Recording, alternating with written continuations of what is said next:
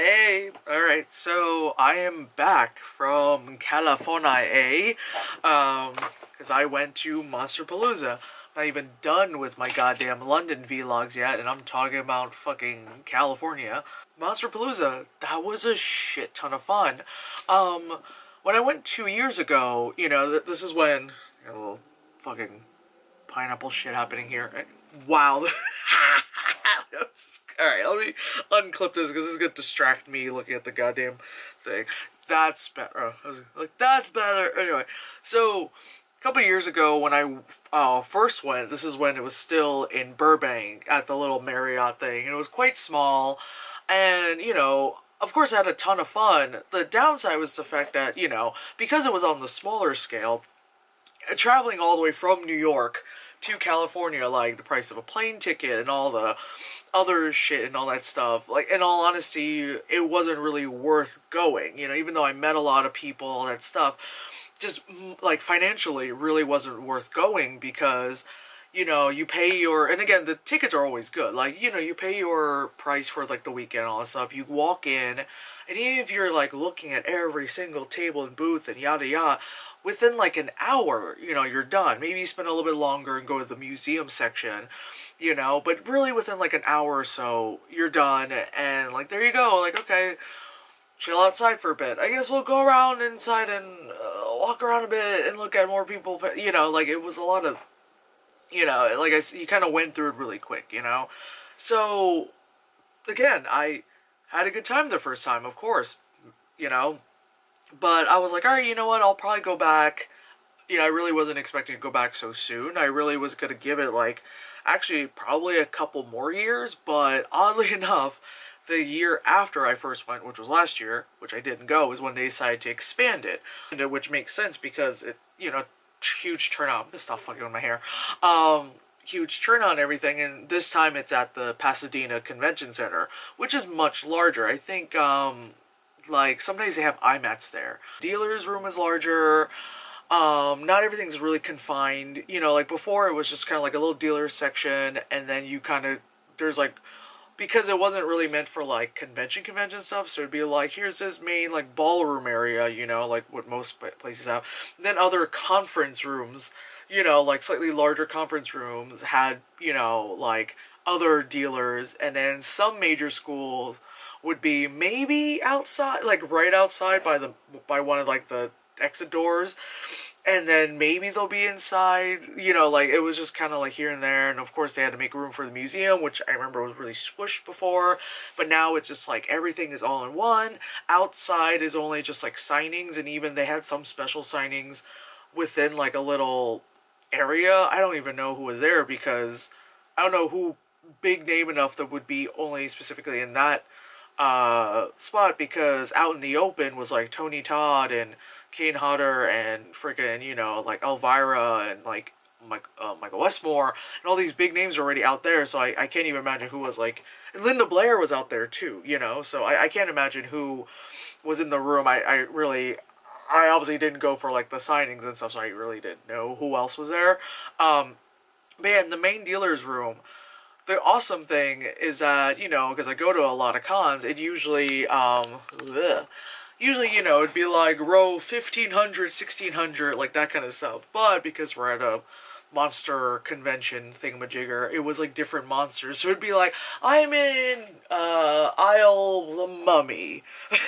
I'm at yeah, I'm at the creature. And it's like Bride of Frankenstein, which I thought was pretty cool. It's a different way of looking at it, and like, again, compared to other fucking conventions I go to, this is not that big, but at the same time, for what it was, it's definitely a lot larger in the capacity of people and all that stuff, like, yeah, there were a couple times things got kind of smushed, but it was because, like, when you go to, like, the PPI booth, like, their big booth, and they're having all these makeup demos, people are gonna obviously hover and watch, so it was like that. It wasn't just, like, when you're going down the aisles, you're not having, like, this kind of Comic-Con experience of, like, but yeah, like I said, I definitely enjoyed it. In all honesty, I'm gonna go back next year, and I'm gonna sign up for a table because you know, like I'm not trying to be like mean about it, but like I noticed a lot of people's tables are selling very similar things, and like I said, it's not like a read or anything about it, but it's just because you know you're at a monster horror convention, so people are gonna sell masks, people are gonna sell sculptures, people are gonna sell kind of like weird, you know, like tchotchkes and stuff, which, you know, it fits what I have, you know? So it's not just like other cons where I go and I'm like, eh, fan art galore. Like a lot of this, yeah, like of course they had like that kind of fan art stuff of like old school movies or whatever, whatever. But it wasn't just that. Like it wasn't like when I did like a couple of those horror cons in the East Coast, and it was literally like, well, unless you did old school like Universal horror fan art, or at least the horror films from like the 70s and 80s. Other than that, like, you know, no one's gonna care about what else you do, even if it's original art, you know. Well, this one, like, a lot of people had like original sculptures, original art, you know, a lot of, you know, stuff that we've never seen before because it wasn't fan art. Obviously, it was really interesting, and obviously, you know, I just noticed people were gravitating towards it because of skill and talent. Oh my god, how dare they, you know? Which is, you know, like it's kind of like a slight shock because again I'm so used to doing a lot of conventions where it's just fan art, fan art, fan art, fan art, fan art, you know. It's just like, oh my god, if you don't know the reference of this, then like, you know, you know, all that stuff. Like I said with my WinterCon one, like I practically got harassed because I just made up these ideas, you know, for my art, and people just couldn't figure out how I could just make up these ideas. And they're like, no, it has to be from somewhere. Like, no, what movie is this from? What TV show? And I'm like, no, I made it up. And they're like, ah, you know. But here, you know, you see, again, like, oh my god, how dare they? You know, the skill, the talents of these people in paintings and sculptures and whatever the fuck that they were selling. Even, like, you know, t-shirts and shit. Like, one person was selling, like, headdress stuff, which I was like, that's so fucking cool. You know, like, it's different. But I'm like, oh my god, my weird shit might actually fucking work, you know? So I'm gonna, you know, try next year and get a table, you know, one, to see just how well my weird stuff kind of works. Obviously, hopefully by then, I'll have a lot more stuff, you know, like I'm starting to get in a better groove, figure out my con schedules and all that fucking shit, you know?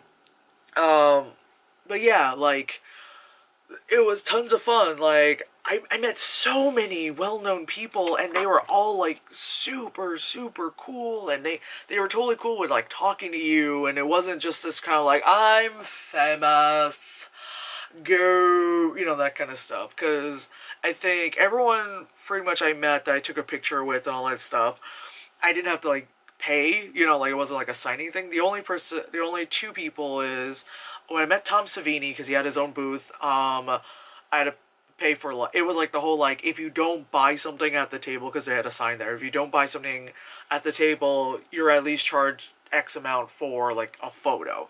So I was like, fuck it, I might as well pay for, like, a signed, like, you know, picture, and then the photo comes with it kind of stuff.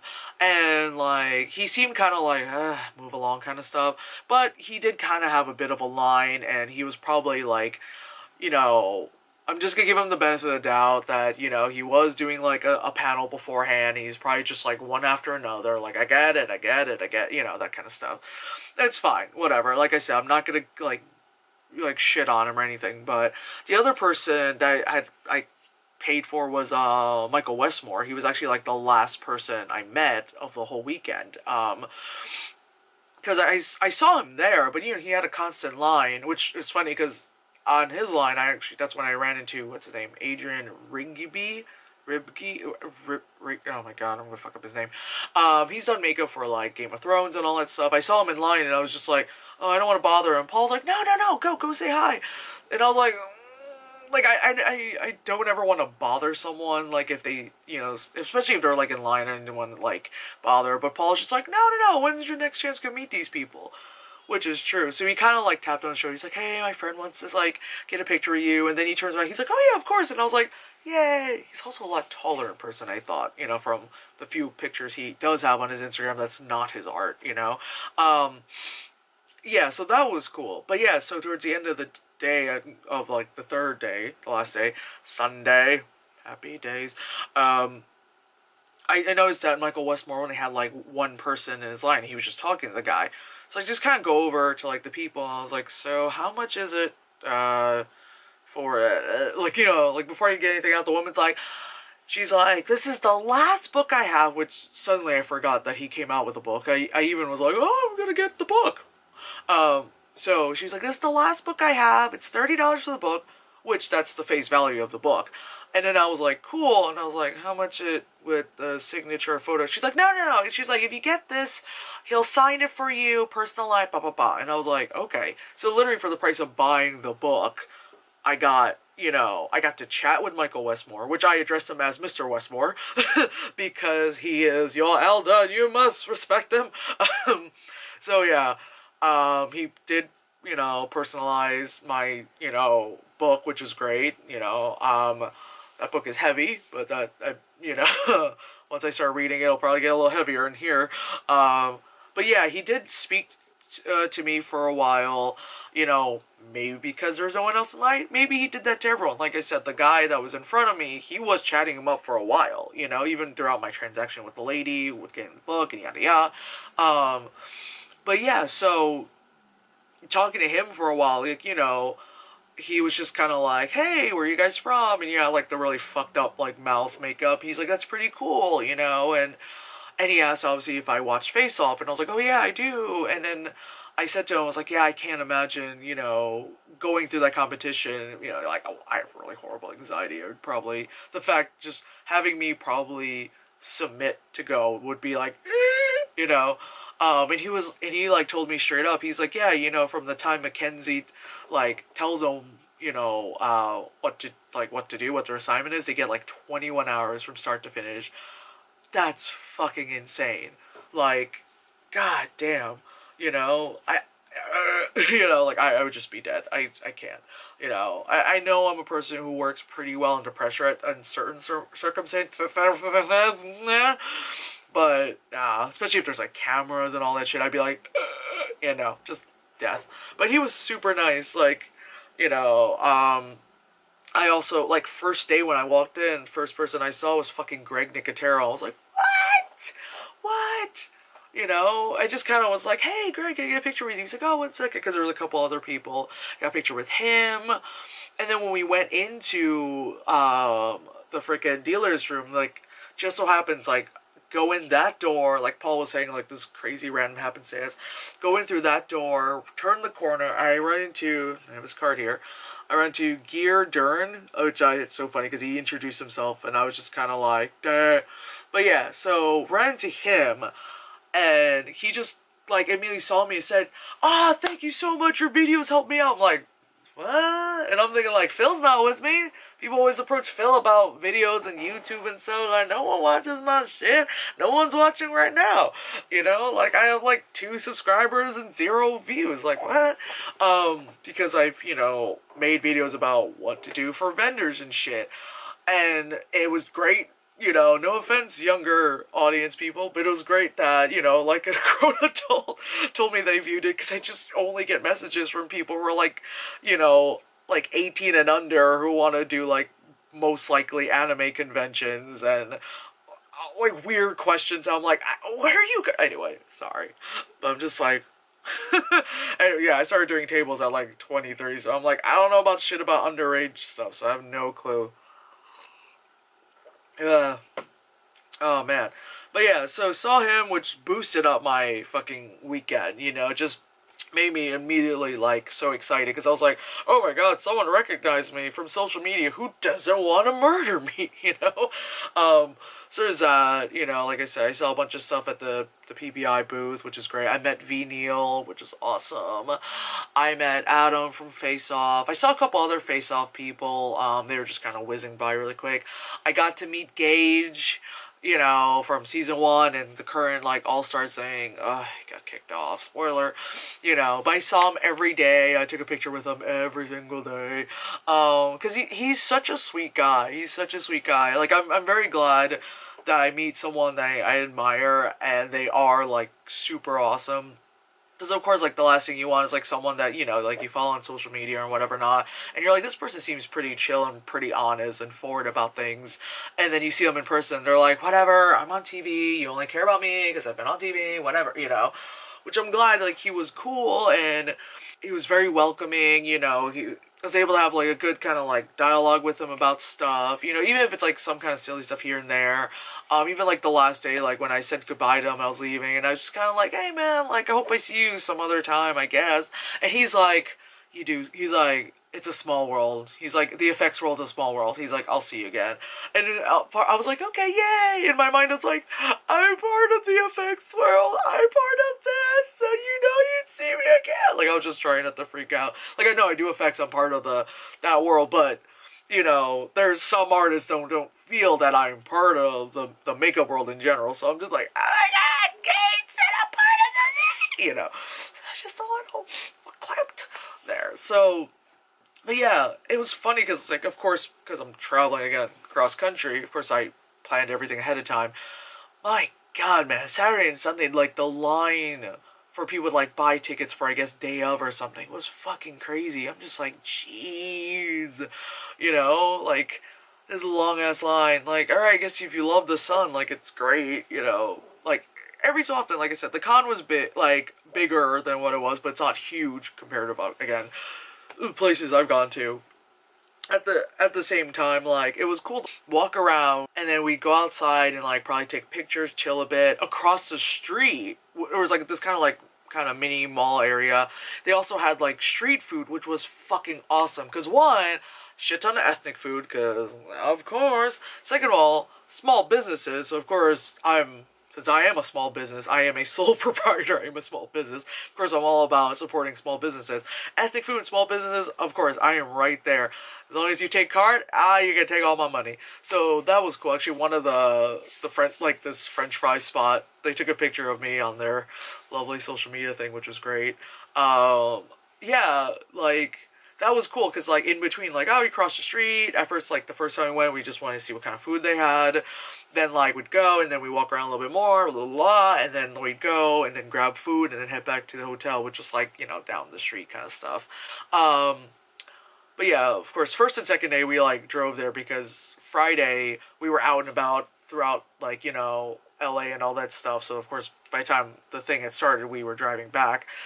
Day 2, because I had that shit on my face, there's no way my ass was walking, because going up and down some stairs was hard, because, yeah, a lot of people thought I actually had a mask on, but not a lot of people realized it was a facial prosthetic, that the shit was glued to my face, because the fact that, like, my wig, because it was a lace front that I had, it's my Jessica Jones wig, that, you know, the lace, and I glued it on and stuff, kind of hid all my shitty edges, and then around here, because I kind of, like, because it's supposed to be kind of rough, so I kind of, like, you know, extended it, and then I painted it all the way down, and, you know, like, the hair, like, kind of covered this a bit, so people thought I just, like, pulled on a mask, but no, it was 2 facial prosthetics glued onto my face, and I'll have that video about my makeup and stuff, but yeah, so that was cool, like, that was fucking awesome, like, food, people, I enjoyed it. I realize this vlog is running way longer than I wanted to. I was trying to do this for like 12 minutes. It's coming on to 20. Anyway, but yeah, Monsterpalooza 2017. Fucking amazing. I enjoyed it. I was in the sun and I wasn't pissed off. So that's something. I didn't even bring my parasol with me. So I'm just saying. And I got a huge ass shit because of adhesives. Adhesives and adult acne. It's a great combination, yeah. My skin was fine beforehand, but just, you know, because, yeah, all of a sudden, look at that. I'm like fucking 12 years old. Alright, anyway, but yeah, bye. I was trying to snap, I couldn't do it. There you go. Yeah. Oh, my camera's about to overheat.